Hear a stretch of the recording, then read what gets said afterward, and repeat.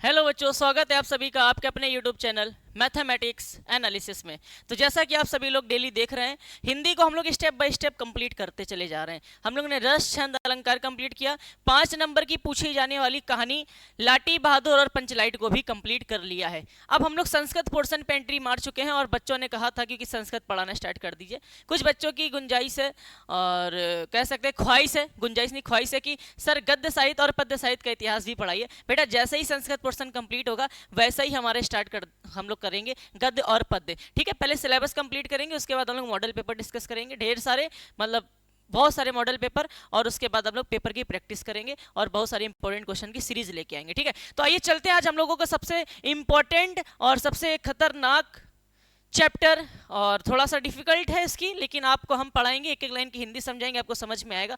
Sanskrit portion को आज start करने जा रहे हैं, संस्कृत खंड को स्टार्ट करने जा रहे हैं, संस्कृत की किताब का पहला क्वेश्चन स्टार्ट करने जा रहे हैं, पहला पाठ स्टार्ट करने जा रहे हैं, जिसका नाम है भोजस्योदार्यम। संस्कृत दिग्दर्शिका पाठ का सबसे पहला चैप्टर भोजस्योदार्यम। संपूर्ण पाठ का मैं अनुवाद कराऊंगा। क्यों? क्योंकि मेरे भाई अगर आपको पता है तो गद्यांश का 7 नंबर आता है और पद्यांश का 7 नंबर आता है। 7 और 7 7 नहीं 14 नंबर का हमारा ये संस्कृत पोर्शन आता है। बोले तो 7 नंबर का गद्यांश आता है, जिसका हम लोगों को हिंदी में अनुवाद करना होता है। 2 नंबर 2 खंड में बटा होता है 7 नंबर, 2 और 5 में। 2 नंबर आपको मिलते हैं संदर्भ लिखने के, और 5 नंबर मेरे भाई आपको मिलते हैं अनुवाद करने के, वो जो पैसेज आता है। ठीक है, गद्यांश क्या होता है? गद्यांश होता है उस पूरे पाठ में कोई भी एक पैसेज उठा के दे देगा, कहेगा उसका अनुवाद करो। पद्यांश क्या होता है? पद्यांश होता है श्लोक। हर चैप्टर में कोई ना कोई श्लोक यूज हुआ है, या एक चैप्टर है सुभाषित रत्नानी, उसमें ढेर सारे श्लोक हैं, उसके हिंदी पूछी जाती, अनुवाद पूछा जाता है, वो भी 7 नंबर का आता है। तो 7 नंबर का गद्यांश आता है मेरे भाई, और 7 ही नंबर का हमारा पेपर में आता है पद्यांश। और इसको 2 भागों में यहाँ पे भी बांटा गया, 5 और 2। 2 नंबर आपको संदर्भ लिखने के मिलेंगे और 5 नंबर आपको मिलेंगे अनुवाद करने के। ठीक है, तो ध्यान रखिएगा, हम लोग सबसे पहले गद्यांश पढ़ रहे हैं और साथ ही साथ चैप्टर में जितने श्लोक आ रहे हैं उसका भी हम लोग डिस्कस करते हुए चलेंगे। ठीक है, तो ध्यान रखिएगा, सारी चीजें कंप्लीट होने वाली है। अगर आप लोगों ने 10 दिन में पढ़ाऊंगा संस्कृत को, 10 वीडियो अगर आप लोगों ने देख ली, 14 नंबर कंफर्म हो जाएंगे। और लास्ट में मैं आपको एक वीडियो बनाऊंगा जिसमें बताऊंगा कौन कौन से ऐसे चैप्टर हैं जो हर साल पेपर में पूछे जाते हैं, और उसका मैं सिस्टमेटिक वे से अनुवाद और संदर्भ भी लिखाना बताऊंगा। अभी हम लोग चैप्टर पढ़ने जा रहे हैं, चैप्टर के साथ साथ हम लोग समझेंगे हर एक लाइन का अनुवाद। अनुवाद करने के बाद मैं आपको लास्ट में संदर्भ लिखना बताऊंगा कि पेपर में संदर्भ कैसे लिखा जाता है। 2 नंबर हलवा है पाना। बस अगर आपको इतना पता है कि ये चैप्टर, ये जो पद्यांश या गद्यांश जो है किस चैप्टर से लिया गया, अगर आप इतना जानते हो तो 2 नंबर आप आसानी से क्या कर सकते हो मेरे भाई, प्राप्त कर सकते हो। ठीक है, ध्यान रखिएगा। तो हम लोगों को संदर्भ कैसे पहचानेंगे और अनुवाद कैसे करेंगे, अनुवाद मैं आपको सिखाने जा रहा हूं। संदर्भ आप तभी कर पाओगे जब आप चैप्टर को सुनोगे, क्योंकि सुने होगे तो पता होगा किस चैप्टर से लिया गया है। ठीक है मेरे भाई, तो चलते हैं, आज पहला चैप्टर हम लोग स्टार्ट करते हैं, जिसका नाम है भोजस्योदार्यम। इस चैप्टर में एक राजा है जो कि बहुत ही भैया दयालु है। राजा दयालु होते ही है ना, हर राजा दयालु नहीं होते। राजा है जो कि बहुत दयालु है। उनको अगर एक हर कोई व्यक्ति कोई भी श्लोक सुना देता है आके, तो वो उससे प्रसन्न होकर उसको प्रत्येक अक्षर पे 1 लाख रुपए देते हैं, है ना। तो इस चैप्टर में राजा के द्वारा कुछ कहा जाता है और उनके सामने श्लोक प्रस्तुत करके अपनी वाणी को, अपनी बातों को प्रस्तुत करने वाला कोई दूसरा पर्सन होता है। तो यहाँ पे हम लोग समझेंगे, राजा को श्लोक सुनना बहुत पसंद था, श्लोक के माध्यम से बातों को सुनना बहुत पसंद था। तो यहाँ पर इस चैप्टर में राजा की भोज, राजा भोज इनका नाम है। राजा भोज एक शब्द आएगा बार बार, तो ध्यान रखिएगा ये राजा ही है। इनका नाम देव नाम से बोला गया, देव, है ना, तो ध्यान रखिएगा। चलिए सबसे पहले हम लोग स्टार्ट करते हैं इस चैप्टर का पहला पोर्शन। सबसे पहले खंड जो है, आप किताब अगर लिए होगे तो किताब में आपको दिखाई देगा, किताब खोल लीजिएगा। खंड 1 में दरिद्र कवि का आगमन होता है। खंड 1 में क्या होता है? एक दरिद्र, एक गरीब कवि है एक, उसका आगमन होता है राजा के दरबार में, और राजा के सामने वह श्लोक के माध्यम से कुछ पंक्तियां प्रस्तुत करता है, वो हम आपको बाद में बताएंगे। लेकिन सबसे पहली स्टार्टिंग कहां से होने वाली है? सबसे पहली स्टार्टिंग होने वाली, तथा कदाचित द्वारपाल डैश डैश डैश डैश इति मतवा तुष्टो हर्षाश्रुणि मुमोच। ठीक है, तो ये पैसेज हम लोगों को पढ़ने हैं और ये पैसेज को हम लोगों को समझना है। ठीक है भाई, तो आइए चलते हैं, इस पैसेज की हम लोग हिंदी करेंगे। सर ये डैश डैश डैश क्या करे हो आप? बेटा ये है हमारा पैसेज। आप किताब खोलोगे तो आपको पूरा पैसेज लिखा हुआ दिखाई देगा। हम आपके सामने एक एक लाइन का अनुवाद लेके आए, जिससे कि आपको आसानी से चीजें समझ में आ सके। ठीक है भाई, तो चलिए स्टार्ट करते हैं।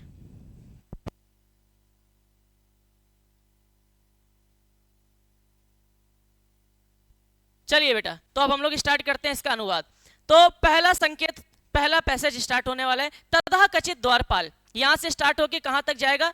हर्षा शुणी मुमोच तक। आप लोग जरा ध्यान से देख लीजिएगा, ठीक है भाई, ध्यान से देख लीजिएगा किताब में। चलिए, सबसे पहली लाइन क्या है? कह रहा है तथा कदाचिद द्वारपाल आगत्य महाराजम भोजम प्रहा।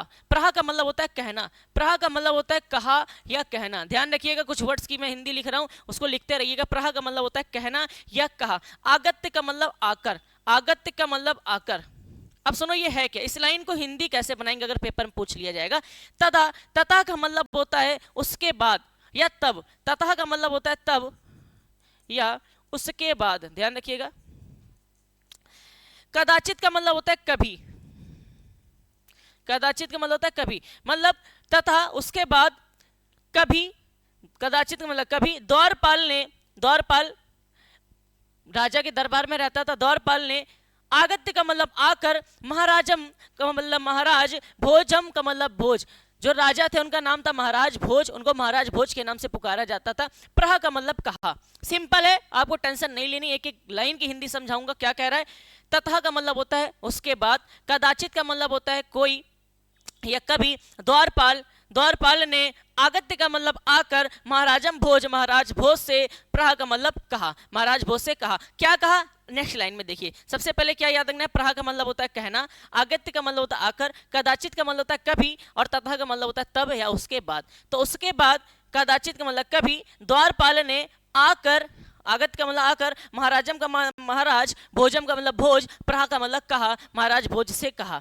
दूसरी लाइन देखो क्या, देव कौपीन वशेषो विद्वान द्वारी वर्तते इति।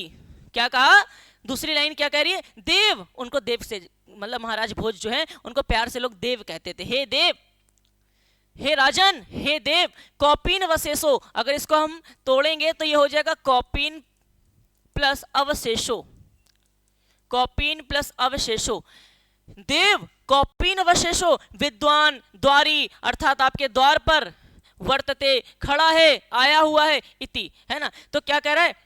एक द्वारपाल, तथा का मतलब उसके बाद, कदाचित कभी, द्वारपाल आगत्य, द्वारपाल ने आकर, महाराजम भोज, महाराज भोज से, प्रहा का मतलब कहा। क्या कहा? देव, हे देव, कौपीन वशेषो, कौपीन का मतलब होता है लंगोटी, कौपीन का मतलब क्या होता है? लंगोटी, लंगोटी, केवल लंगोटी। अवशेषों का मतलब होगा, देखो, कौपीन प्लस अवशेषो, कौपीन वशेषो किससे मिलकर बना हुआ? कौपीन प्लस अवशेषो, मतलब हे देव, कौपीन वशेषो, केवल लंगोटी पहने हुए एक विद्वान द्वारी, मतलब द्वार पर, वर्तते का मतलब खड़ा है, वर्तते का मतलब ध्यान रखिएगा खड़ा है, खड़ा है।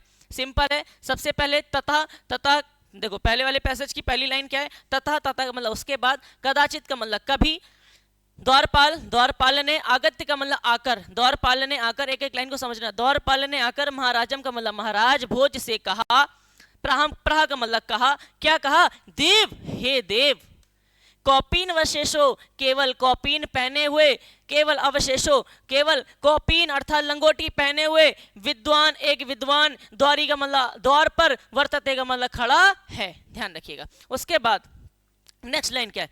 राजा प्रवेश इति, राजा ने कहा, प्रवेश इति, प्रवेश कराओ। क्या कराओ भाई? प्रवेश कराओ। राजा ने कहा कि प्रवेश कराओ। राजा की सभा लगी हुई थी मेरे भाई, और राजा की जब सभा लगी हुई थी तो वहां पर जो द्वारपाल थे, द्वारपाल ने आकर कहा राजा से, हे राजा, हे महाराज भोज, द्वार पर एक केवल लंगोटी पहने एक विद्वान खड़ा हुआ है। तुरंत राजा ने कहा, राजा प्रवेश इति, राजा ने कहा प्रवेश कराओ, राजा ने कहा प्रवेश कराओ। तो राजा प्रवेश है, प्रवेश कराओ, ठीक है, राजा ने कहा प्रवेश कराओ।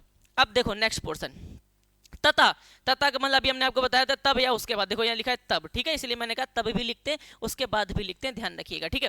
तथा, तब, प्रविष्टा, प्रविष्टा का मतलब प्रवेश किए, प्रवेश किए, सा का मतलब प्रवेश किए, उस, सा तौ ते, तम युवाम युवम, अहम अवाम वयम। सुने हो कि नहीं सुने हो? सा का मतलब होता है वह, सा तौ वह दोनों, सा तौ ते वह सब। तो तथा का मतलब तब, तथा का मतलब तब, प्रविष्टा का मतलब प्रवेश किए, उस, सा का मतलब होता है उस, ध्यान रखना, उसके लिए आता है, वह के लिए आता है, ठीक है, सा वह के लिए आता है। उस कवि, वह जो दरिद्र था, वो जो गरीब व्यक्ति था, वह जो विद्वान व्यक्ति था जिसको द्वारपाल ने राजा से कहा था कि द्वार पे एक विद्वान खड़ा हुआ है, वह एक कवि था, ध्यान रखिएगा। कवि भोज मालोक्य, है ना, कवि भोज मालोक्य, आलोक्य देखो अवलोक्य, इसको अगर तोड़ेंगे तो भोजम प्लस आलोक्य निकलेगा। क्या निकलेगा? भोजम प्लस आलोक्य निकलेगा। इसको अगर हम तोड़ दें तो ये हो जाएगा भोजम प्लस आलोक्य। तथा का मतलब तब, प्रवेश का मतलब प्रवेश करते हुए, साह का मतलब उस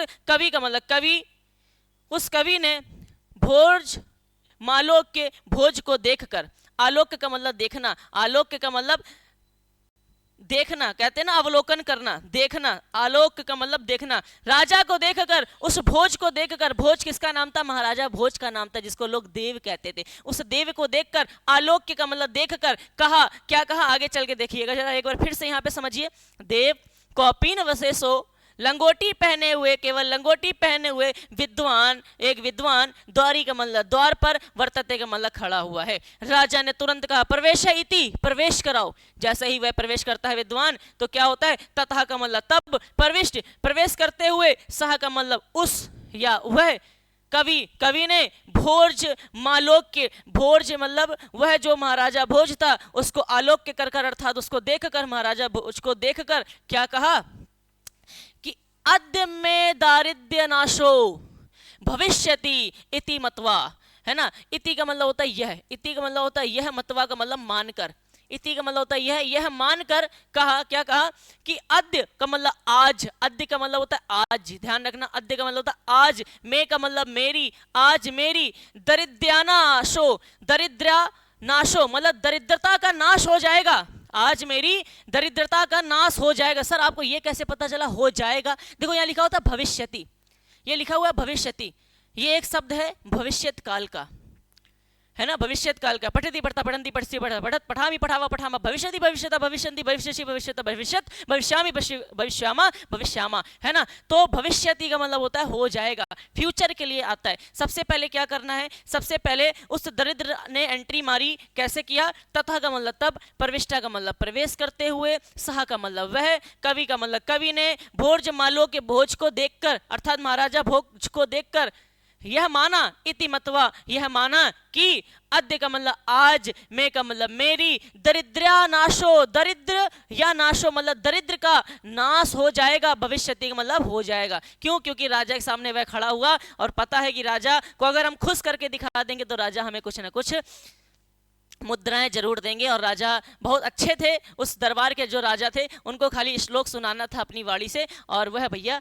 हर अक्षर पे 1 लाख रुपए देते हैं। जरा देखिएगा क्या किया उस दरिद्र व्यक्ति ने, अर्थात दरिद्र का मतलब उस गरीब व्यक्ति ने राजा के सामने यह मान लिया, इति मतवा यह माना कि अद्य में, आज मेरी, दरिद्र्या नाशो, दरिद्रता का अर्थात गरीबी का, दरिद्रता का मतलब होता है गरीबी का, नाशो का मतलब नाश, भविष्यति का मतलब हो जाएगा, नाश हो जाएगा। ध्यान रखना, एक एक चीज लिखना, हो जाएगा, ठीक है, भविष्यत काल है, हो जाएगा, ठीक है। चलिए नेक्स्ट, फिर क्या कहा? तुष्टो हर्षाश्रुणी, तुष्टो हर्षाश्रुणी मुमोच, है ना। तुष्टो का मतलब होता है संतुष्ट, तुष्ट अर्थात संतुष्ट होकर, हर्ष का मतलब, हर्षा का मतलब हर्ष अर्थात खुशी, हर्ष का मतलब, हर्षा का मतलब हर्ष अर्थात खुशी। श्रुणी, श्रुणी का मतलब आंसू, श्रुणी का मतलब होता है आंसू, श्रुणी का मतलब क्या होता है? आंसू। मुमोच का मतलब बहाए, मुमोच का मतलब होता है बहाए, मोमोज का मतलब क्या होता है? बहाए। यह मानकर कि आज मेरी दरिद्रता का, हमारी आज गरीबी का संपूर्ण रूप से नाश हो जाएगा, मेरी दरिद्रता खत्म हो जाएगी, आज मैं राजा के दरबार में आया हूँ, राजा हमारी दरिद्रता को हल करेंगे। यह मानकर वह क्या करता है? संतुष्ट होकर, तुष्टो का मतलब संतुष्ट होकर, हर्षा का मतलब खुश, संतुष्ट होकर, हर्षा का मतलब खुशी के कारण, श्रुणी का मतलब आंसू, मोमोज का मतलब बहाए, उसने आंसू बहा दिए, ठीक है। अब हुआ क्या? अब हुआ क्या? राजा तमालोक्य, अब देखो तमालोक्य, तम प्लस आलोक्य, तम प्लस आलोक्य, प्रह, राजा ने, तम उससे, आलोक्य मतलब देखकर, प्रह का मतलब कहा। अब देखो हम सब चीज लिख रहे हैं, राजा ने, तमा उसे, सातम तेन तस्मिन तस्मात् तस्मिन, सुने हो नहीं सुने? सातम तेन तस्मै, है ना। तो आपको समझ में आएगा बाद में, अभी आप इतना ध्यान रखो, स्तंभ का मतलब होता है उसे, स्तंभ का मतलब होता है उसे, सातम तेन तस्मै तस्मात् तस्मिन, तो तभ्यम के रूप तयो तयो, है ना। तो ये हम लोग यशमत के रूप है। तो आप लोग इसको जब हम पढ़ाएंगे 10th क्लास को तब आपको सिखाएंगे। अभी इतना ध्यान रखना है, तुष्टो का मतलब संतुष्ट होकर, हर्ष का मतलब खुशी के कारण, श्रुणी का मतलब आंसू, मुमोज का मतलब होता है बहाए, उसने आंसू बहाए। फिर क्या हुआ, राजा, राजा ने, तमा का मतलब उसे, आलोक्य का मतलब देखकर, प्रहा का मतलब कहा, कवे हे कवि, कवे का मतलब हे कवि, किम रोदशीति क्यों रोते हो, किम रोदशीति क्यों रोते हो भाई, क्यों रो रहे हो तुम। किसने कहा, राजा ने कहा। कैसे पढ़ेंगे, राजा का मतलब राजा, तमालोक्य का मतलब उसे, आलोक्य का मतलब उसे देखकर, और प्रहा का मतलब होता है कहना, उसे देखकर कहा कि कवे हे कवि, किम का मतलब क्यों, रोदशी रोते हो। ठीक है, फिर क्या होता है, ततः, अभी आपको मैंने बताया ना, कुछ वर्ड्स याद रखना है। ततः का मतलब होता है तब, कुछ वर्ड्स याद रखना है मेरे भाई। ततः का मतलब होता है तब, प्रहा का मतलब होता है, इस पैसेज में बार बार ये सारी चीजें यूज हो रही हैं, देखकर, सॉरी, प्रहा का मतलब होता है कहना, प्रहा का मतलब क्या होता है, कहना, क्या कहा। ठीक है, और आलोक्य बार बार आ रहा है, आलोक्य, तो आलोक्य का मतलब होता है अवलोकन करना अर्थात देखना।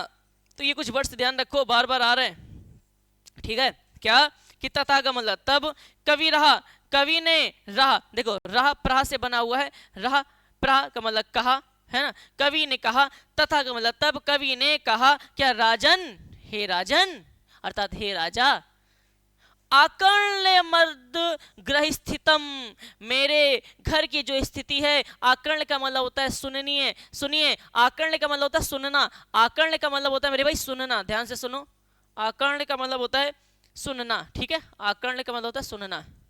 तब मेरे भाई उस कवि ने कहा कि हे राजा, तथा का मतलब तब कवि ने, कवि, कवि का मतलब कवि ने, उस कवि ने मतलब वो जो दरिद्र था ना व्यक्ति, जो गरीब व्यक्ति था वो कवि था, मैंने आपको बताया। तथा का मतलब तब, कवि का मतलब कवि ने, रहा का मतलब कहा, क्या राजन हे राजा, हे महाराजा भोज, आकर्ण का मतलब सुनिए, क्या सुनिए, मद का मतलब मेरी, मद का मतलब मेरी, ग्रह का मतलब घर की, स्थितिम का मतलब स्थिति सुनिए। अब वह अपनी घर की स्थिति सुनाने जा रहा है इस श्लोक के माध्यम से। सुनिएगा जरा कैसे। सबसे पहले इतनी सारी चीजें आपको समझ में आई, एक एक कॉन्सेप्ट समझ में आना चाहिए मेरे भाई। ठीक है, क्या कि सबसे पहले आपको यहां से ध्यान रखना, तुष्ट का मतलब संतुष्ट होकर, हर्षा का मतलब खुशी के कारण, श्रुणी का मतलब आंसू, मुमोज का मतलब बहाए, आंसू बहाए, राजा, राजा ने, तम उसे, आलोक्य उसे देखकर, प्रहा का मतलब कहा, क्या कहा, कवे हे कवि, किम रोदशी इति क्यों रोते हो, तथा का मतलब तब, कविरा कवि ने कहा कि राजन हे राजा, आकर्ण सुनिए, क्या सुनिए, मद का मतलब मेरी, ग्रह स्थितम का मतलब मेरे ग्रह की स्थिति सुनिए। देखिए कैसे सुनाता है। अब मेरे भाई यहाँ श्लोक आ गया, खंड 2 में श्लोक आया है और कवि का दुख वर्णन हो रहा है। अर्थात जो कवि, अर्थात वो जो दरिद्र व्यक्ति राजा के दरबार में खड़ा था, वह अपने दुख को प्रकट करते हुए राजा के सामने एक श्लोक प्रस्तुत करता है। और क्या कहता है जरा ध्यान से सुनिएगा। यहाँ से श्लोक की शुरुआत है, आप अपनी किताब में देखिएगा। ऐलाजानुचय पथि डैश डैश डैश पुनरुद्ध तुरमुचित। ठीक है, ध्यान रखिएगा। अब एक एक लाइन को समझना है। ये श्लोक है, ऐलाजानुचय पथि वचनाम कर्ण ग्रहणी।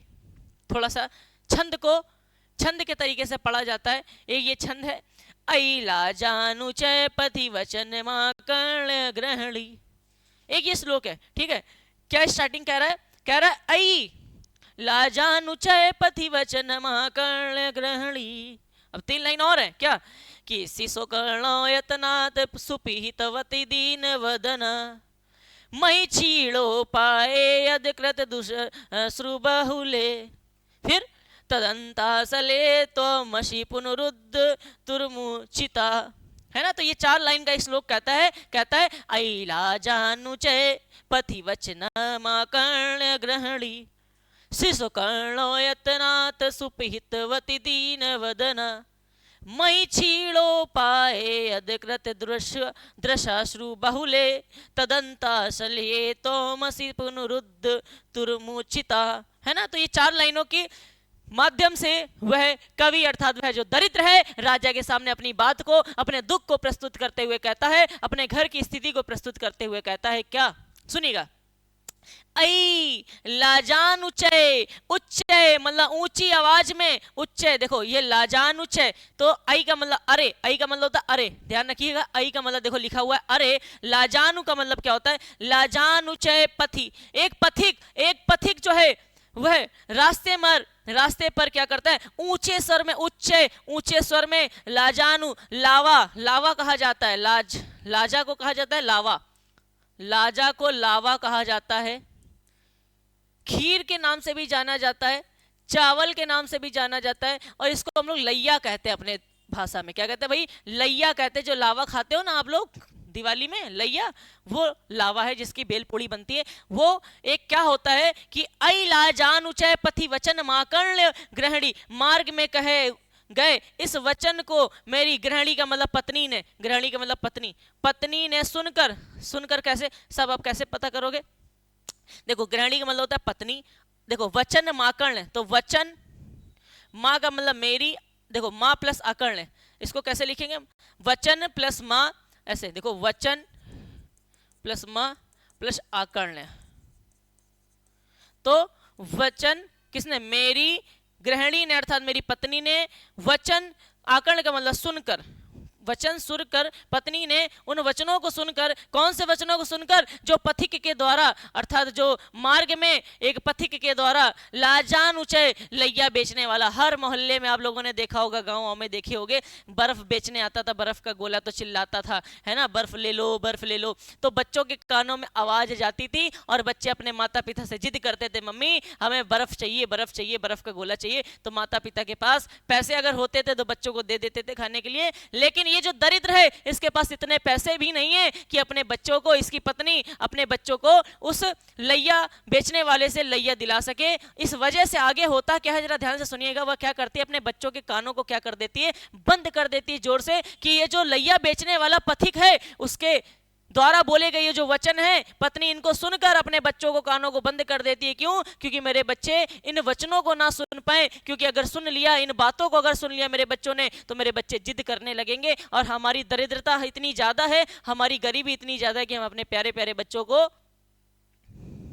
लावा दिला भी नहीं पाएंगे और मेरा बच्चा परेशान होगा। ठीक है, तो क्या करती है उसकी पत्नी, ध्यान से सुनिएगा, वह अपनी दरिद्रता का, अपनी गरीबी का राजा के सामने श्लोक के माध्यम से घर की स्थिति प्रकट करते हुए कहता है कि ऐ लाजानुचे, क्या, अरे लाजानुचे, लाजा अर्थात लावा, खील को, पथिक वचन माकर्ण ग्रहणी, मेरी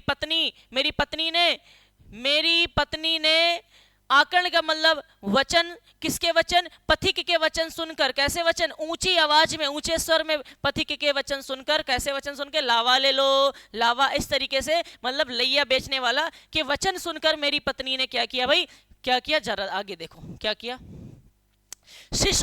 शिशो मतलब मेरे बच्चों को, है ना, शिशो बच्चों को, कर्णों को मतलब कानों को, यत्नात सुपिहितवती दीन वदना, है ना, क्या कर दिया मेरे भाई, दुख से भरे मुख वाली, दुख, दीन वदना, दीन का मतलब होता है दुख से भरी हुई मुख वाली, उसने बच्चे के कानों को, उसने जो है बच्चे शिशु को मतलब बच्चों के, कर्णों का मतलब कानों को, यत्नात का मतलब यत्न पूर्वक, सुपिहित वती मतलब यत्न पूर्वक उसको क्या कर दिया, अपने बच्चों को कानों को बंद कर दिया। ऐ लाजानुचे मतलब अरे लावा बेचने वाले, हे राजा, मेरी पत्नी एक बार मेरे पत्नी ने क्या किया कि मार्ग पे एक लैया बेचने वाला आया और उसने ऊंचे स्वर में लैया बेचने वाली आवाज निकाली, तो मेरी पत्नी ने इन वचनों को सुनकर मेरे जो बच्चे थे, मेरी जो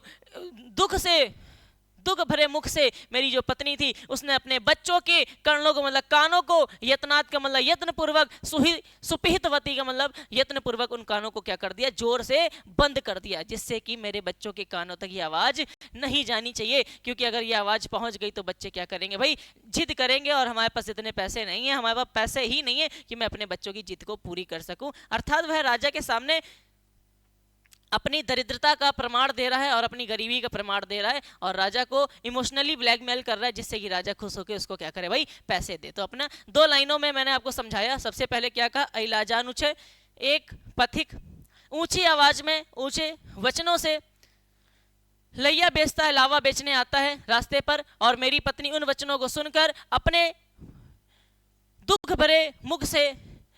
भरे मुख वाली मेरी पत्नी अपने बच्चों के, शिशु मतलब बच्चों के, कर्णों को मतलब कानों को, यत्नात का मतलब यत्न पूर्वक, सुपिहितवती का मतलब बंद कर देती है। अब क्या होता है, मई छीड़ो पाए यद कृत दृशा शूर शु बहुले, है ना। इसको थोड़ा सा संस्कृत को पढ़ना सबसे बड़ा चैलेंज होता है, ठीक है। मई छीड़ो पाए यद कृत दृशा श्रुभ हुले, ठीक है। तो साधनों से हीन अर्थात गरीब, मुझ पर, मई का मतलब मुझ पर, जब उसने आंसुओं से भरी आंखों से देखा। साधनों से हीन दृशा का मतलब देखा, है ना, दृशा का मतलब देखा।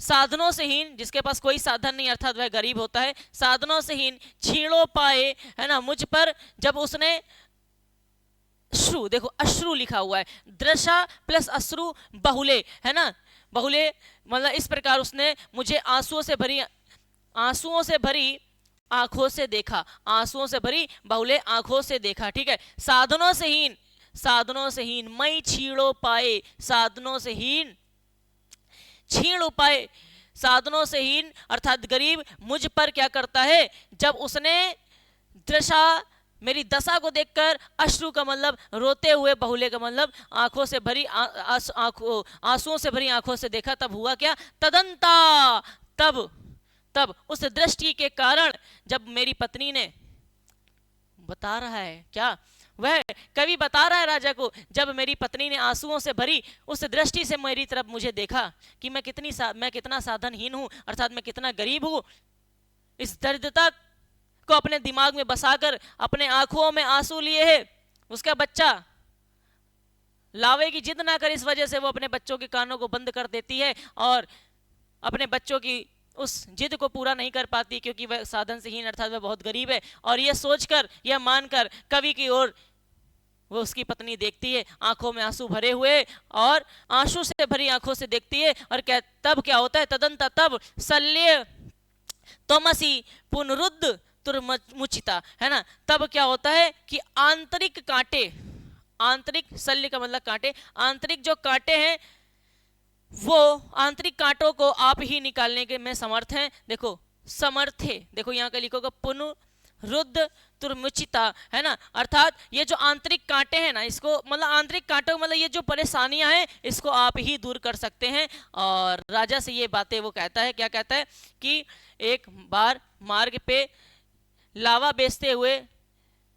बेचने वाले के वचनों को सुनकर मेरी पत्नी ने अपने दुख भरे मुख से अपने बच्चों के कानों को बंद कर देती है ना, यत्न पूर्वक बंद कर देती है। साधनों से, उसके बाद साधनों से हीन वह जो गरीब है ना, मई छीड़ो पाए यदकृत दृशा, उसकी जो दशा है उसको देखकर, अश्रु का मतलब आंसुओं से आंखों में आंसू भरे हुए है और उसकी तरफ देखती है। और तब होता क्या, तब शल्य तमसी, है ना, तब आंतरिक कांटे तमसी, उसके अंदर के जो आंतरिक कांटे पुनरुद्ध तुर्मुचिता, उसको आप ही निकाल सकते हो, है ना, उसको आप ही दूर कर सकते हो, आप ही दूर करने में समर्थ हो। तो ये होता क्या है, जब इतनी बात कहता है तब क्या करता है राजा, तब ये देखो तीसरा पैसेज क्या करता है, राजा शिव डैश डैश डैश तोमात शिक्षितम, इससे यहाँ तक है। तो राजा शिव इति उदीरयन प्रत्यक्षरम लक्षम दत्वा प्रहा,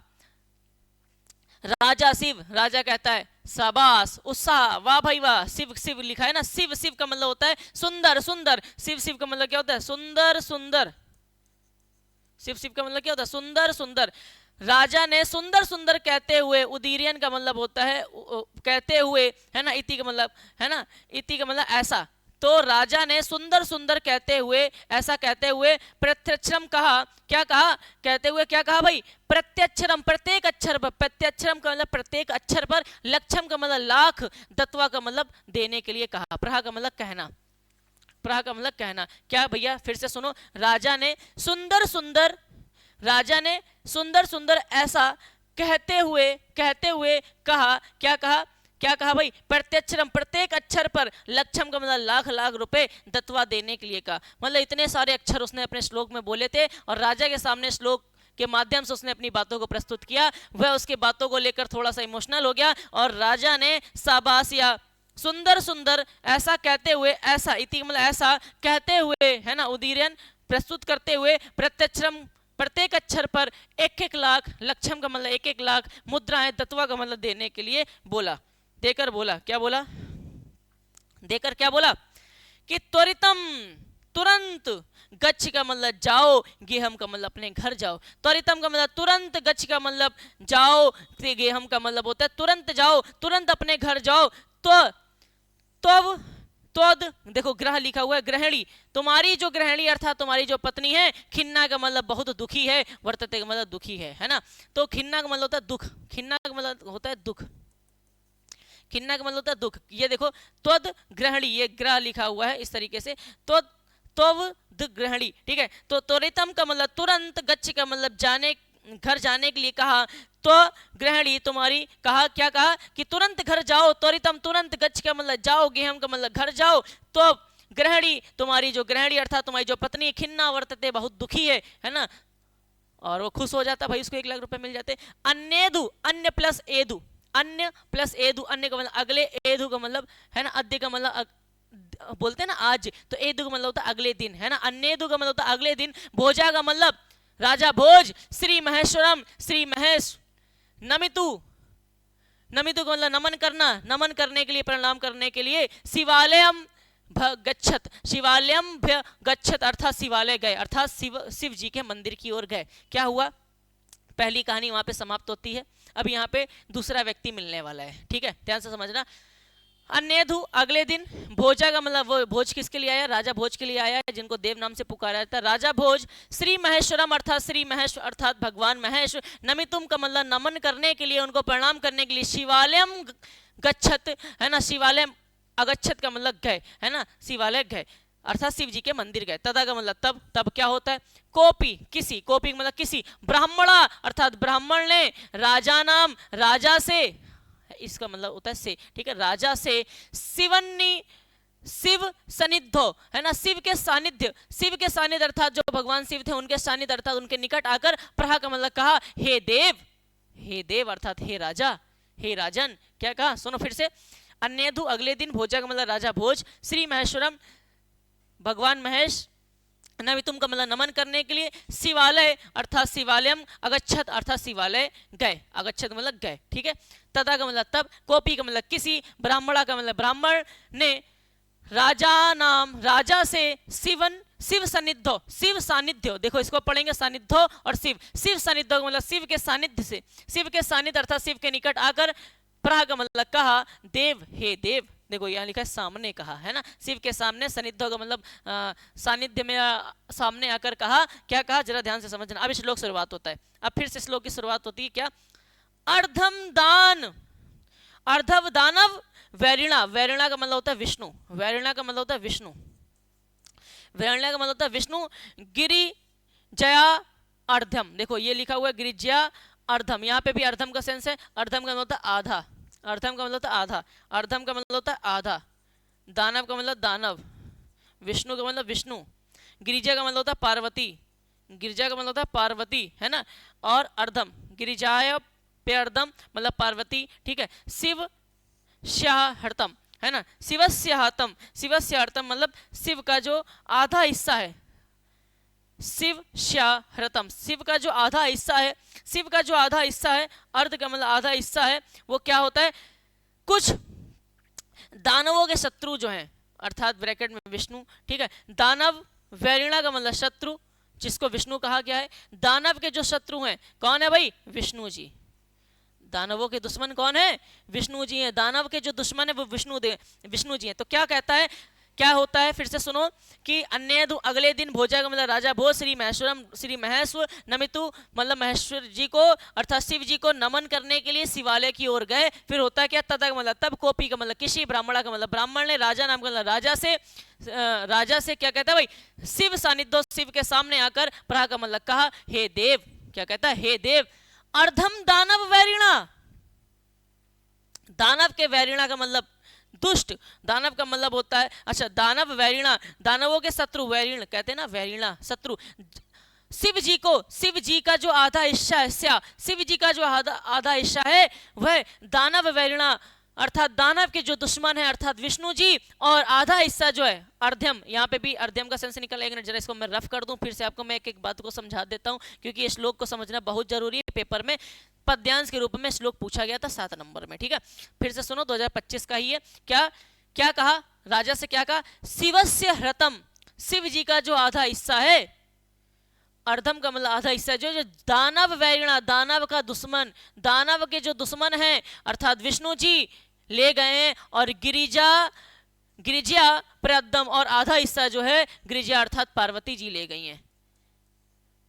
राजा से कहता है, वह ब्राह्मण कहता है, हे राजा, हे देव, शिवस्य हृतम, शिव जी का जो आधा हिस्सा है, शिव जी का जो आधा हिस्सा है, दानव वैरिणा अर्थात दानव, दानव वैरिणा का मतलब दानव के जो दुश्मन हैं, दानव के जो दुश्मन हैं अर्थात ब्रैकेट में लिखेंगे विष्णु जी ले गए, और गिरिजा प्रद्यम, और आधा हिस्सा गिरिजा जी ले गई अर्थात पार्वती जी ले गई हैं। सिंपल है, इस लाइन की हिंदी आपको समझ में आ जानी चाहिए। क्या कहता है, ब्राह्मण कहता है कि शिवस्य हृतम, शिव जी का जो आधा हिस्सा है, शिव जी का जो आधा हिस्सा है वो दानव वैरिणा अर्थात दानव के दुश्मन विष्णु जी, और गिरिजा प्रदम है ना, और आधा हिस्सा जो है वो जो गिरिजा जी ले गई अर्थात पार्वती जी ले गई हैं, अर्थात पार्वती जी ने हर कर लिया है अर्थात ले गई हैं। देवेत्थम जगति तले पुरहरा भावे समुन मिलती, है ना, देवत्थम हे देव, देवत्थम हे देव, इस प्रकार जगति का मतलब संसार, तले का मतलब संसार में, है ना, इस संसार में पुरहर,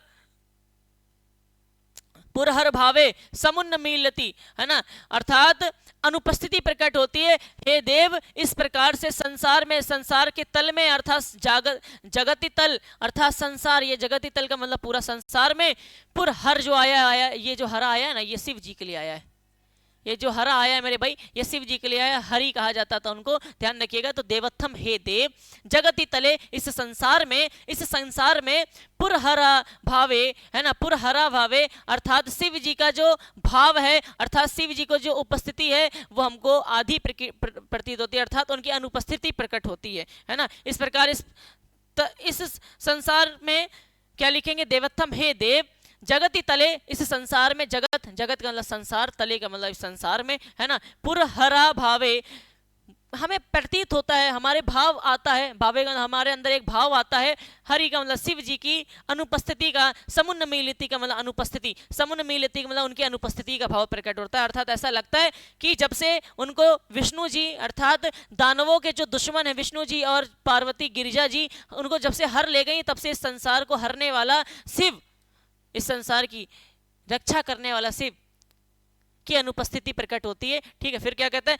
गंगा सागर अंबरम, ध्यान से सुनो, गंगा सागर मंबरम, इसको लिखेंगे अंबरम, उनका गंगा कौमा सागर कौमा अंबर का मतलब वस्त्र, शशि का मतलब होता है चंद्रमा, शशि कला का मतलब होता है चंद्रमा, आकाश, चंद्रमा की कला, शशि का मतलब होता है चंद्रमा, चंद्रमा की जो कला है अर्थात जो चंद्रमा का टुकड़ा है, नागाधिपा मतलब अर्थात उनका जो नाग है जो गले में लिपटा रहता था, जिनको नागराज कहा जाता था, क्षमातलम, है ना, पृथ्वी पर चले गए, अर्थात ये लोग पृथ्वी पर चले गए। तो होता क्या है कि वह ब्राह्मण राजा से कहता है कि हे राजा, शिव जी का जो आधा हिस्सा है ना, ये जो मंदिर में शिव जी के सामने वहां पे उनकी रखी थी मूर्ति, या जो भी उनका वो होता है, क्या कहते हैं उसको, माइंड नहीं आ रहा मेरे, वेदी जो होती है ना शंकर जी की, उसका जो आधा हिस्सा है वो दिखाते हुए कहते हैं, हे राजा, ये शंकर जी का आधा हिस्सा दानव वैरिणा, दानव के वैरिणा अर्थात दानव के जो दुश्मन है अर्थात जो विष्णु जी हैं वो, और गिरिजा पर अर्धम, और गिरिजा अर्थात आधा हिस्सा पार्वती जी हर ले गई हैं, है ना। फिर क्या होता है कि हे देव, जगति तले, इस प्रकार इस संसार में, जगति तले, इस संसार में शिव जी का हमें ऐसा भाव आता है कि हरा का मतलब शिव जी की अनुपस्थिति प्रकट होती है ना। क्या होता है, फिर कह रहा है कि गंगा सागर अंबरम, गंगा कौमा सागर कौमा वस्त्र, शशिकला, है ना, चंद्रमा का टुकड़ा, नागाधिपा और नाग, क्षमा तलम, देखो तलम का मतलब हो गया, तलम का मतलब हो गया पृथ्वी पर समा गए अर्थात पृथ्वी पर चले गए, है ना, पृथ्वी पर चले गए हैं। फिर क्या कह रहा है, सर्वज्ञता अर्थात सब कुछ जानने की जो शक्ति है, धीश धीश रत्वा मागतम त्वम मां तु भिक्षाटनम। तो कह रहा है कि सर्वत्र मतलब सभी ज्ञान, सब कुछ जानने की शक्ति और ईश्वरत्व आपके पास आ गया है ना, सारा कुछ आपके, तुम गमत मतलब तुम्हारे पास आ गया है ना, सर्वज्ञता सब कुछ जानने की और ईश्वरत्व है ना, और ईश्वरत अर्थात स्वामी होना, अमगत अर्थात आपके पास आ गया है, और भिक्षा तुम माँ और मेरे पास तो सिर्फ और सिर्फ भिक्षाटन अर्थात भिक्षा मांगना ही मेरे पास आया है। अर्थात राजा को बटरिंग करते हुए कहता है कि आपके पास सर्वत्र ज्ञान आ गया है। जब से क्या होता है, फिर से एक बार ध्यान से सुनिएगा, बहुत ध्यान से समझना। वह ब्राह्मण राजा जी से कहता है, हे राजा, हे भोज, हे देव, शिव जी का ये जो आधा हिस्सा है ना, ये अर्धम एक सेकंड, अर्धम दानव वैरिण अर्थात दानव के जो दुश्मन अर्थात विष्णु जी वो ले गए हैं, और गिरिजा या प्रद्रम अर्थात आधा हिस्सा गिरिजा जी अर्थात पार्वती जी ले गई हैं। फिर क्या होता है, देवेत्थम जगति तले, हे देव, इस जगत में हमें से शिव जी की क्या होती है, अनुपस्थिति प्रकट होती है, अनुपस्थिति का भाव प्रकट होता है। गंगा सागर अंबरम, गंगा सागर में चली गई है ना, गंगा सागर अंबरम, गंगा सागर, और वस्त्र शशिकला अर्थात चद्मा का टुकड़ा, नागाधीपा अर्थात नाग, क्षमा तलम अर्थात पृथ्वी पर, तलम का मतलब पृथ्वी पर चले गए हैं। ठीक है, सर्वज्ञतम धीश्वरत मगत है ना, मगमत है ना, सर्वज्ञतम सर्वज्ञतम है ना, क्या लिखा है, सर्वज्ञत्वम मतलब सर्वज्ञता अर्थात सारा ज्ञान, सब कुछ जानने की जो शक्ति है, ईश्वरत और जो ईश्वरत अर्थात स्वामी होना है ना, स्वामी होना, ये सब आपके पास आ गया है, तुम्हारे पास आ गया। माम तू मेरे पास तो सिर्फ और सिर्फ भिक्षाटनम, भिक्षा मांगना ही रह गया है। राजा को कहता है आपके पास सारी शक्ति आ गई है। शिव जी से कंपैरिजन कराता है कि शिव जी की जितनी शक्ति थी वो सारी की सारी शक्ति आपके पास आ गई है, हमारे पास तो सिर्फ और सिर्फ क्या बचा है, भिक्षा मांगना ही बचा है। और राजा इस श्लोक को सुनकर दया खाकर कहता है क्या, कि राजा तुष्टा, राजा संतुष्ट होकर, तस्मय का मतलब होता है राजा संतुष्ट हुए, तस्मय का मतलब उन्होंने, प्रत्यक्षरम प्रत्येक अक्षर पर, लक्षम का मतलब लाख लाख रुपए, ददो का मतलब दे दिए अर्थात लाख लाख रुपए दिए अर्थात लाख मुद्राएं दी, हर एक अक्षर पर लाख मुद्राएं दी। तो राजा तुष्टा, राजा तुष्टा का मतलब तुष्ट हुए है ना, संतुष्ट हुए। तस्मय सातम तेन, तस्मय सातम तेन, तस्मय तस्मा तस्मिन तो तभ्यम की उपतयो तयो है ना, तो युष्मत के रूप है। तो राजा का मतलब राजा ने, तुष्टा का मतलब संतुष्ट हुए, तस्मय का मतलब उन्होंने, तस्मय के लिए उन्होंने, प्रत्यक्षम का मतलब प्रत्यक्ष मतलब प्रत्येक अक्षर पर, प्रत्यक्षम का मतलब होता है प्रत्येक अक्षर पर, लक्षम का मतलब लाख लाख मुद्राएं, ददो का मतलब दिया। उसकी इन बातों को सुनकर, जब उसने भैया किन बातों को सुनकर, जब उसने ये कह दिया कि शिव जी का सारा ज्ञान, सर्वत्र ज्ञान और स्वामी होना आपके पास आ गया, हमारे पास तो सिर्फ और सिर्फ क्या बचा है, भिक्षा मांगना ही बचा है। तो इतना सुनकर राजा क्या करता है, खुश हो जाता है, संतुष्ट हो जाता है। तस्मय का मतलब, और उन्होंने क्या करा भैया, और उन्होंने प्रत्यक्षरम का मतलब प्रत्येक अक्षर पर, लक्षम का मतलब लाख लाख मुद्राएं उस समय चला करती थी, या रुपए कह सकते हो आप लोग, लाख लाख रुपए, ददो का मतलब दिए। ठीक, अब देखो क्या होता है, अन्यदा राजा समुपस्थितम, समूह उनके सामने, सीताम प्रा, ये सीता वो वाली नहीं, राम वाली, ये सीता उनके दरबार में एक दासी है ना, उससे कहते हैं अन्यदा का मतलब एक बार, अन्यदा का मतलब एक बार, राजा का मतलब राजा, समुपस्थितम का मतलब उनके समक्ष जो उपस्थित थी सीता अर्थात सीता से, प्रा का मतलब कहा, एक बार, अन्यथा का मतलब होता है एक बार, ध्यान रखना, अन्यथा का मतलब क्या होता है एक बार है ना। राजा का मतलब राजा ने, समुपस्थितम का मतलब उनके सम्मुख उपस्थित, सीता से सम्मुख राजा के सामने उपस्थित, सीताम का मतलब सीता से, प्रहा का मतलब कहा, क्या कहा ध्यान से समझो, कि देवी, हे देवी, प्रभातम वर्ण इति शाप्रहा, देवी हे देवी, प्रभातम वर्ण, सुबह का वर्णन करो, इस प्रभात का वर्णन करो है ना, ऐसा कहा, इति का मतलब ऐसा कहा, सा प्रहा वह बोली, सा का मतलब सा है ना, वह हमने बताया था ना, सा तो ते वह दोनों वह सब, तो सा का मतलब वह, अब लड़की से कहा है तो लड़की होगी, बोला नहीं लिखेंगे, प्रा का मतलब होता है कहना, वह उसने कहा, या ऐसे कह सकते हैं, या वह बोली, क्या बोली, अब श्लोक कहती है, क्या कहती है, ये भी अपनी बातों के श्लोक से प्रकट करती, क्या ये थोड़ा सा इसके श्लोक में कोई कॉन्सेप्ट नहीं था, लेकिन फिर भी, विरला विरला स्थूल स्तर कला विवसज्जन, क्या कहती है कि विरला विरला स्थूल इस्तारा कलाविव सज्जना। तारे, इस देखो स्थूल और इस्तारा है ना, स्थूल इस्तारा मतलब यहाँ तारा, ध्यान रखना। तारे जो है वो विरल विरला विरला विरल विरल और स्थूल और बड़े, स्थूल का मतलब होता है बड़े, ध्यान रखना, स्थूल का मतलब होता है बड़े, और बड़े हो गए। तारे जो हैं कब हो गए, कब हो गए? प्रभात का वर्णन करते हुए, प्रभात का वर्णन हो रहा है और कह रही है वह दासी अर्थात वह सीता कह रही है कि हे राजा, हे देव, हे राजन, ये जो तारे हैं ना, ये जो तारा है, ये तारा है, ये स्थूल बड़ा हो गया है और विरल विरल हो गया अर्थात दूर दूर हो गए। ये जो तारे हैं सुबह होते ही क्या हो जाते हैं, ये तारे ही सुबह होते बड़े हो जाते हैं और दूर दूर हो जाते हैं, दिखाई नहीं देते हैं। कलाविव, कलाविव जैसे कलयुग, जैसे कलयुग में सज्जन लोग दिखाई नहीं देते, बहुत कम दिखाई देते हैं। वो कह रही है, क्या कहती है? अपने भाव को प्रकट करते हुए कहती है सीता, कहती है कि हे राजा, हे राजन, हे महाराजा भोज, विरला विरला स्थूल इस्तारा मतलब ये जो तारा है ना, ये जो तारे हैं ये दूर हो गए, बड़े मतलब विरला विरला मतलब फैल गए, विरल हो गए। सघन था, रात्रि में जो सघन तारे थे ना वो सुबह होते ही, प्रभात का वर्णन करते हुए कहती है सुबह होते ही क्या हो गए, दूर दूर हो गए, फैल गए, विरल हो गए, है ना, स्थूल का मतलब बड़े हो गए। जिस प्रकार कलयुग में सज्जन लोग दूर दूर हो जाते हैं अर्थात दिखाई नहीं देते हैं ना, वैसे ही सुबह होते भी तारे दिखाई नहीं देते। इस प्रकार सीता अपनी बातों को प्रकट करती है और क्या कहती है? मन इव मुने सर्वत्रैव प्रसन्नम भूनभा, है ना, प्रसन्नम भूनभा। भू का मतलब होता है आकाश, नभ का मतलब भी होता है आकाश। आकाश सब जगह क्या हो गया मेरे भाई? प्रसन्न हो गया अर्थात निर्मल हो गया है। प्रसन्न का मतलब होता है निर्मल, है ना, कि आकाश, यहां से लास्ट वाली लाइन से लेंगे, जो भू है अर्थात जो नभ है ना, वह आकाश जो है सब जगह प्रसन्नम का सर्वत्र वेव का मतलब होता है सब जगह, है ना, सर्वत्र प्लस एव, सर्वत्र प्लस एव सब जगह, प्रसन्न का मतलब होता है निर्मल हो गया है। जैसे जैसे मुनि जो है, जैसे मुनि का जो मन होता है वह निर्मल हो जाता है। क्या? फिर से ध्यान से समझना है, मैं इसको फिर से रफ कर देता हूँ, एक एक लाइन को समझाना बहुत जरूरी है क्योंकि यही श्लोक 2025 में पूछा गया था। अगर पूछा जाएगा तो आप लोग डायरेक्ट हिंदी ना लिखना कि राजा के दरबार में उपस्थित सीता, राजा के सम्मुख अर्थात राजा के सामने उपस्थित सीता से राजा ने कहा कि हे देवी तुम भी प्रभात का वर्णन करो।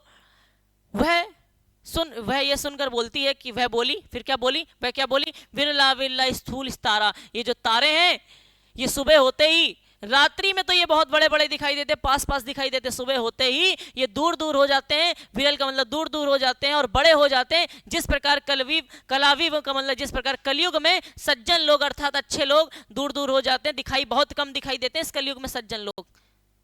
जिस प्रकार सज्जन लोग दूर दूर हो जाते हैं उसी प्रकार से तारा भी दूर दूर हो जाता है। और फिर कहती है क्या, ये लास्ट वाली लाइन से लेना, ये जो आकाश में, भू में, नभ में, ये जो आकाश में सर्वत्र सब जगह, सर्वतेव, सर्वत्र प्लस एव सब जगह, प्रसन्न, प्रसन्नता अर्थात निर्मल है। जो ये जो आकाश है सब जगह निर्मल हो गया है। जैसे मुनि, मुने का मतलब मुनि, मन इव जैसे मुनि का, किसी मुनि का मन क्या हो जाता है? निर्मल हो जाता है। ठीक है, फिर क्या कहती है? तीसरी लाइन कहती है अपसरति चाध्वांतम चित्त शादशत ग्रीव दुर्जना। क्या कहती है? अपसरती, और सरती का मतलब होता है दूर हो जाना, दूर हो रहा है, शरण हो रहा है ना। अपसरती, ध्वांतरम का मतलब होता है अंधकार, ध्वांतरम का मतलब होता है अंधकार, ध्यान रखिएगा। ध्वांतरम धूल से बना हुआ है, अंधकार धुएं से बना हुआ है, याद रखो। ध्वांतरम अंधकार जो है, और अंधकार दूर हो रहा है। सुबह का वर्णन करते हुए कहती है कि हे राजा, और अंधकार जो है अपसरिति के मतलब हो रहा है, मतलब कह सकते हैं कट रहा है, रात्रि कट रही है और सुबह हो रही है। ये जो अंधेरा है ये कट रहा है, दूर हो रहा है। अपसरिति के मतलब होता है अपसरण हो रहा है अर्थात दूर हो रहा है। क्या दूर हो रहा है? ध्वांतम, ध्वांतम मतलब अंधकार दूर हो रहा है, और अंधकार दूर हो रहा है। जैसे चिद सादश ग्रीव, जैसे चित्त को छोड़कर दुर्जन व्यक्ति दूर हो जाता है। जैसे दुर्जन व्यक्ति जो होते हैं ना, दुर्जन व्यक्ति वो अपने चित्त को, अपने स्वाभिमान को, अपने इज्जत को छोड़कर दूर हो जाते हैं, उसी प्रकार ये अंधकार भी सुबह होते ही क्या हो जाता है, दूर हो जाता है। तो यहाँ लिखेंगे और अपसरति का मतलब दूर हो रहा है। क्या ध्वंतम का मतलब अंधकार, ध्यान रखना अंधकार दूर हो रहा है। जिस प्रकार चित्त सादृश्य ग्रीव, जिस प्रकार चित्त के साथ छोड़कर साधक मतलब साथ, जैसे सभा से चित्त का साथ छोड़कर, साथ का मतलब साथ, ग्रीव का मतलब साथ छोड़कर, ग्रीव का मतलब होता है अपना जो चित्त है अर्थात जो अपनी इज्जत उसका साथ छोड़कर दुर्जन व्यक्ति दूर हो जाता है, उसी प्रकार अंधकार भी क्या हो रहा है, दूर हो रहा है। फिर व्रजति चा निशाचरीप्रम लक्ष्मी श्रुत दुग्गी नामिम, है ना। तो कह रही व्रजति, और निशा का मतलब रात्रि, व्रज का मतलब होता है तेजी से, व्रजति का मतलब तेजी से हर रही है, जति है ना, जा रही है, तेजी से जा रही है। और निशा, और जो रात्रि है, और ये जो निशा आया है रात्रि के लिए, और ये जो रात्रि अर्थ है ये जो निशा है ये भी क्या हो रही है, तेजी से, व्रजति का मतलब जा रही है। जिस प्रकार लक्ष्मी श्रुतु धुगिमना मिम, है ना, जिस प्रकार कंजूस लोगों से लक्ष्मी किसी योग्य व्यक्ति के पास चली जाती है, जिस प्रकार जो लक्ष्मी है स्त्रु दुगी नामिम, जिस प्रकार ये जो लक्ष्मी है किसी योग्य व्यक्ति के पास चली जाती है, कंजूसों के पास से किसी योग्य व्यक्ति के पास चली जाती है, उसी प्रकार से ये अंधकार भी क्या है, इसी प्रकार से ये जो रात्रि है वह भी क्या हो रही है, तेजी से चली जा रही है। अब प्रभात का वर्णन करते हुए 4 लाइनों से क्या कहती है, एक बार फिर से देख लेते हैं क्या कहती है कि स्थूल तारा, ये जो तारे हैं ये दूर दूर हो गए और बहुत बड़े हो गए हैं, है ना। जिस प्रकार कलयुग में सज्जन लोग दूर दूर दिखाई देते हैं, उसी प्रकार से हमको तारे भी अब सुबह होते ही क्या होने लगे, दूर दूर होने लगे और हमको अंधकार दूर होने लगा। अर्थात वो ये कहना चाहती है जिस रात में तारे पास पास होते हैं, सघन होते हैं, बड़े बड़े दिखाई देते हैं, सुबह होते ही वे दूर दूर हो जाते हैं, जिस प्रकार कलयुग में सज्जन व्यक्ति दूर दूर इस समय है। ठीक है, मन एव मुने सर्वत्र तेव प्रसन्न भून भव, है ना। तो जो आकाश की जो प्रसन्नता अर्थात आकाश सब जगह निर्मल हो गया है, जिस प्रकार मुनि का भी मन क्या रहता है, निर्मल होता है, उसी प्रकार आकाश भी निर्मल हो गया है अर्थात स्वच्छ हो गया है, आकाश पूरा साफ हो गया है, निर्मल साफ अर्थात स्वच्छ हो गया है। अपसरति च ध्वंतरम, ध्वंतरम अंधकार, अपसरति का मतलब दूर हो रहा है, अंधकार दूर हो रहा है। जिस प्रकार सभा में चित्त का साथ छोड़कर दुर्जन व्यक्ति दूर हो जाता है, उसी प्रकार अंधकार भी दूर होता चला जाता है। व्रजति चा निशा अर्थात रात्रि दूर हो रही है, तेजी से चली जा रही है। लक्ष्मी, जिस प्रकार लक्ष्मी किसी कंजूस व्यक्ति के पास से किसी सज्जन व्यक्ति के पास चली जाती है, उसी प्रकार रात्रि भी, निशा भी व्रजति की मतलब तेजी से चली जा रही है।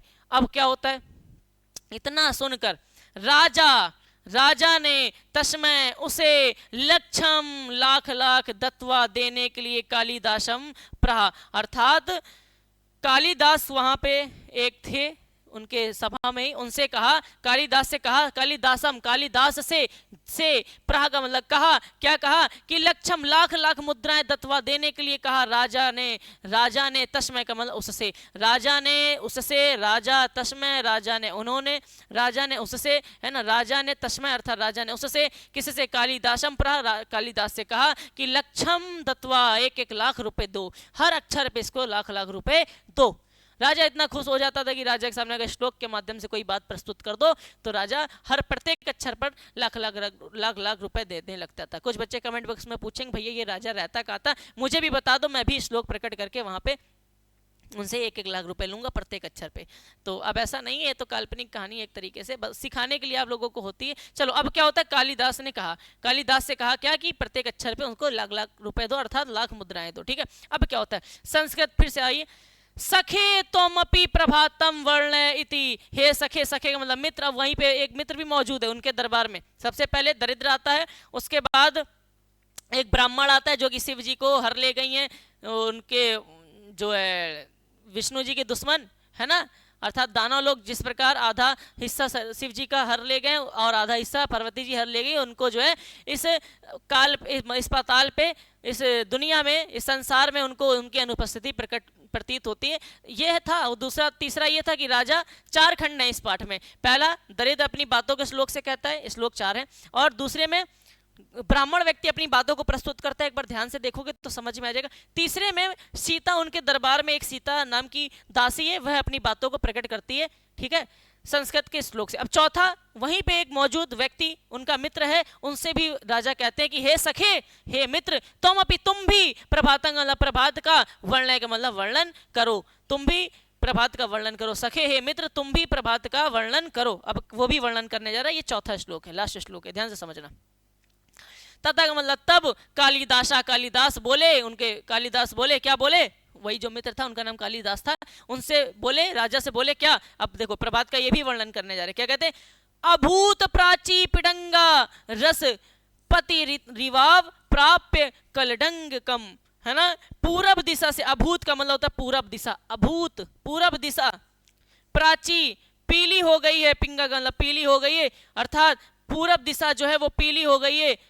सुबह का वर्णन करते हुए कहते हैं पूरब जो दिशा जहां से सूरज निकलता है अर्थात अपनी चांदनी अपनी उस तेज धूप जो होती है पीली कलर की होती है ना, उसकी रोशनी, उस तेज रोशनी जब दिखाई देती है तो पूरब कैसा दिखाई देने लगता है, पीला दिखाई देने लगता है। तो जो कालिदास थे उनके जो मित्र थे वो कहते हैं अभूत प्राची पिंगा, अभूत मतलब पूरब जो दिशा है वह क्या हो गई है, पीली हो गई है। रस पति जैसे पारा अर्थात रसपति कलंक मैलापन प्राप्त करके पीला हो जाता है, अर्थात जैसे कोई रसपति अर्थात कोई भी कलंक देखो कलंक कम मैलापन, कलंक का मतलब मैलापन प्राप्त करके पीला हो जाता, प्राप्त का मतलब पीला हो जाता है, उसी प्रकार पूरब दिशा भी क्या हो गई है, पीली हो गई।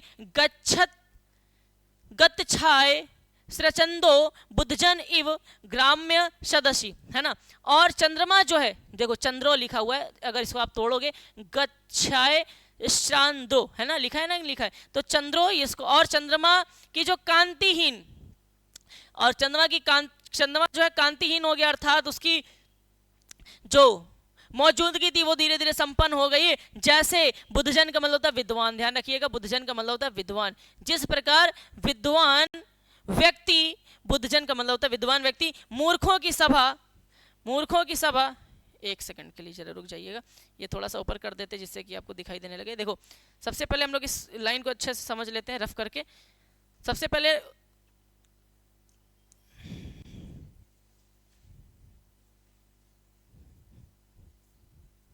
देखो इस लाइन को हम लोगों को समझना है क्योंकि ये भाई पेपर में आने वाली है। अगर आपको समझ में ना आए तो आप लोग एक बार रिपीट करके देखोगे ना तो सारा कुछ आपको समझ में आ जाएगा, ठीक है। देखो अभूत प्राची मतलब पूरब की जो दिशा है वो पिंगा मतलब पीली हो गई है, जिस प्रकार रसपति मैलापन से पीला हो जाता है, अर्थात जैसे पारा, अर्थात जो पारा है, रसपति अर्थात जो पारा है वो कलंक अर्थात कलंक का मतलब मैल से अर्थात मैलेपन से प्राप्त का मतलब पीला हो जाता है, उसी प्रकार पूरब दिशा भी पीली हो गई है, ठीक है।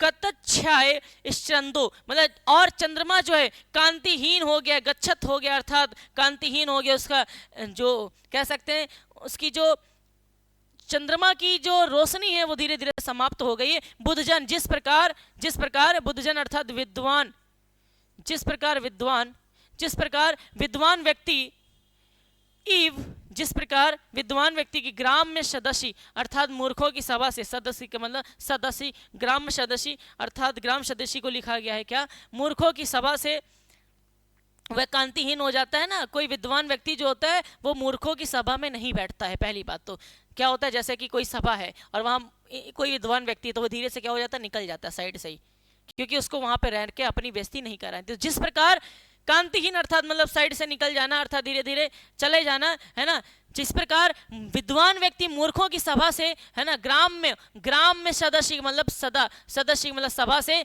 ग्राम का मतलब मूर्खों की सभा से, जिस प्रकार विद्वान व्यक्ति मूर्खों की सभा से निकल जाता है, उसी प्रकार चंद्रमा की भी जो कांतिहीन है अर्थात चंद्रमा की जो रोशनी है वो भी धीरे धीरे चली जाती है। फिर क्या होता है, फिर क्षणम छीणो तारा और पल भर में, छीणों का मतलब होता है पल भर, क्षीण भर का मतलब पल भर, और पल भर में इस तारा का मतलब जो तारा है क्षणम, सॉरी छीणो मैंने गलत बोल दिया भाई, एक सेकंड जरा रुक जाना। क्षण का मतलब होता है पल भर, पल भर में, क्षीण भर में, देखो छीणो इस तारा और तारे पल भर में क्या हो जाते हैं, क्षीण हो जाते हैं अर्थात लुप्त हो जाते हैं, क्षीण हो जाते हैं। देखो क्षीण का मतलब होता है लुप्त हो जाना, क्षीण का मतलब होता है लुप्त हो जाना अर्थात गायब हो जाना, ठीक है। और जो तारे हैं, जो तारे क्षण भर में, क्षण भर में, इस तारा का मतलब तारा, और जो तारे हैं वो क्षण भर में क्षीण हो जाते हैं, जिस प्रकार लुप्त हो जाते हैं, उसी प्रकार नपत्य अर्थात अनुद्योगी आलसी व्यक्ति जो होता है देखो अनुद्योग लिखा है ना, नुद्योग, ये देखो नुद्योग लिखा हुआ है, अगर आप ध्यान से देखो तो ये नुद्योग लिखा हुआ है। इव का मतलब जिस प्रकार, इव का मतलब जहां जहां आए वो ध्यान रखना, जिस प्रकार, इव जहां जाए उसका मतलब होगा जिस प्रकार।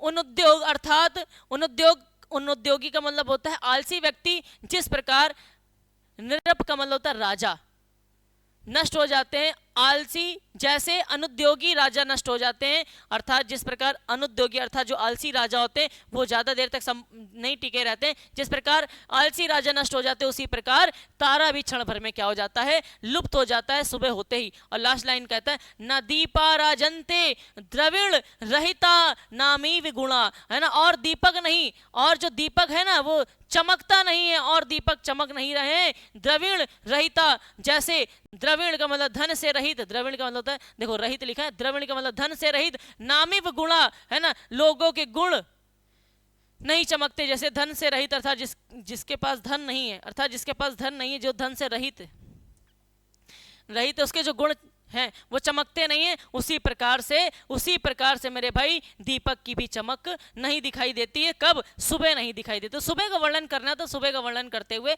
वह उसका मित्र कालिदास कहता है, राजा का मित्र कालिदास क्या कहता है, यही कहता है मेरे भाई कि जिस प्रकार दीपक की सुबह राजंत्य अर्थात जिस प्रकार दीपक की चमक नहीं दिखाई देती, उसी प्रकार दरिद्र दविद्र द्रविण रहित अर्थात धन से जो रहित व्यक्ति है उसके गुण नहीं दिखाई देते, उसी प्रकार से दीपक की चमक भी सुबह होते ही गायब हो जाती है। ठीक है, फिर क्या होता है लास्ट में इतना सुनने के बाद, ये अंतिम है, लास्ट में इतना सुनने के बाद समाप्ति गद्यांश से क्या कि राजा इति तुष्टा, राजा अत्यंत, इति का मतलब अत्यंत, ये अति है, देखो इसको आ कहते, इति बोल रहा हूं मैं, आ, राजा अति तुष्टा, राजा अत्यंत संतुष्ट, तुष्ट का मतलब संतुष्ट होकर, तस्मय का मतलब और उन्होंने, प्रत्यक्षरम का मतलब प्रत्येक अक्षर पर, लक्षम का मतलब लाख लाख रुपए, ददो का मतलब दिए, और राजा खुश होकर हर प्रत्येक अक्षर पे उन्होंने लाख लाख रुपए उसको दिए, अर्थात किसको, अपने मित्र कालिदास को दिए। तो यहाँ 4 खंड है, 4 खंडों के माध्यम से, 4 श्लोकों के माध्यम से बात रखी गई है,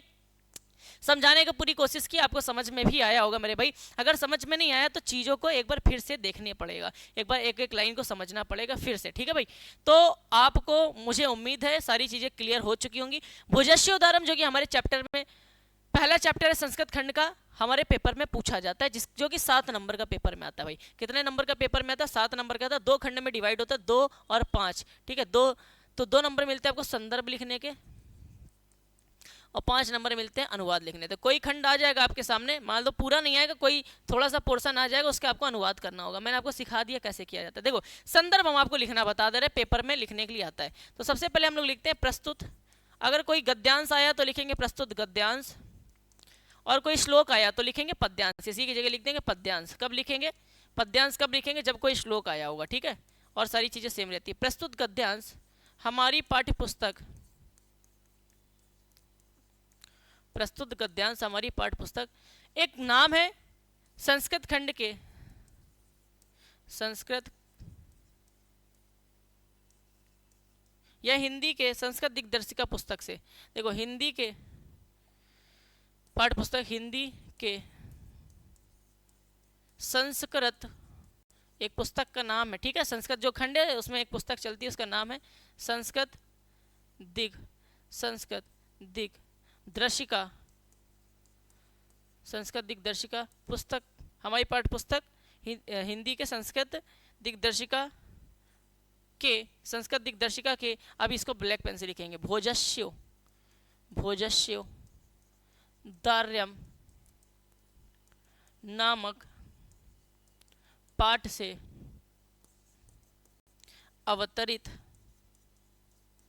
किया गया है। कुछ बच्चे इसमें लेखक लिख देते हैं, इनके लेखक आचार्य रामचंद्र शुक्ल जी हैं, या कुछ बच्चे कवि लिख देते हैं। मेरे भाई संस्कृत खंड में लेखक और कवि नहीं होते हैं। 2 नंबर बहुत आसानी से आप पा सकते हो सिर्फ संदर्भ लिखने के, ऐसा ही लिखना है, प्रस्तुत गद्यांश हमारी पाठ्य पुस्तक हिंदी के संस्कृत दिग्दर्शिका के, हिंदी के संस्कृत दिग्दर्शिका के भोजस्योदारम नामक पाठ से अवतरित किया गया है। चैप्टर का नाम भोजस्योदारम है तो भोजस्योदारम लिखेंगे। अब समय ना लिख देना, वो तो पता करना पड़ेगा गद्यांश किसका है। तो आप एक एक चैप्टर जब पढ़ लोगे हमसे तो आपको ये पता चलने लगेगा कि हमारा गद्यांश किसका है, ये बात ध्यान रखिएगा। ठीक है मेरे भाई, तो आप लोगों को ये मैंने पूरा चैप्टर समझा दिया, अनुवाद आपको समझा दिया है, कैसे लिखा जाता है गद्यांश, वो आप लोग यहाँ पे देख लो। उम्मीद है आपको सारी चीजें क्लियर हो चुकी होंगी। जो चीजें क्लियर ना हो वो कमेंट बॉक्स में बता दीजिएगा। मैं अभी आगे चल के इन्हीं चैप्टर्स के अनुवाद अभी लेके आने वाला हूँ स्टेप बाय स्टेप। जब ये सारी संस्कृत खत्म कर देंगे तब प्रैक्टिस कराएंगे, तब मैं कराऊंगा। तो टेंशन ना लो, सारी चीजें मैंने कोशिश की आपको समझाने की और आपको समझ में भी आ गई होंगी। आज की क्लास मेरे प्यारे बच्चों यहीं पे समाप्त करते हैं, तब तक के लिए जय हिंद जय भारत।